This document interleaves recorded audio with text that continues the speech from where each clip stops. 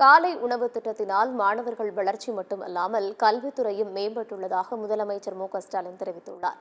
மாநில திட்டக்குழுவின் 5வது கூட்டம் தலைமைச் செயலகத்தில் முதலமைச்சர் மு.க.ஸ்டாலின் தலைமையில் நடைபெற்றது.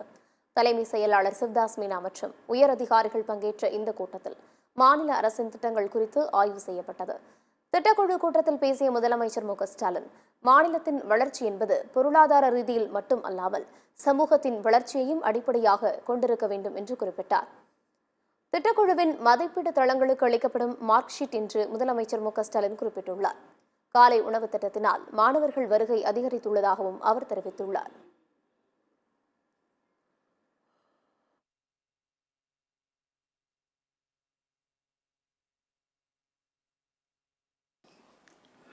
தமிழ்நாடு அரசின் ஒவ்வொரு திட்டம் எந்த அளவுக்கு மக்களுக்கு பயனுள்ள திட்டமாக செயல்படுத்தப்பட்டு வருகிறது என்பதை அந்த அறிக்கை மூலமாக தெரிந்து கொள்ள முடிந்தது.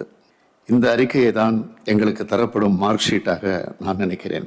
முதலமைச்சரின் காலை உணவு திட்டம் மூலமாக மாணவர்கள் மட்டுமல்ல, கல்வித்துறையில் அடைந்துள்ள வளர்ச்சி என்ன, நமது அரசின் ஒவ்வொரு திட்டமும் சமூகத்தின் ஒவ்வொரு பிரிவினரையும் மேம்படுத்துவதாக அமைந்துள்ளது. காலை உணவு திட்டத்தால் மாணவர்களது வருகை முழுமையடைந்துள்ளது என்பதை விட மகிழ்ச்சியான செய்தி வேறு எதுவும் இருக்க முடியாது.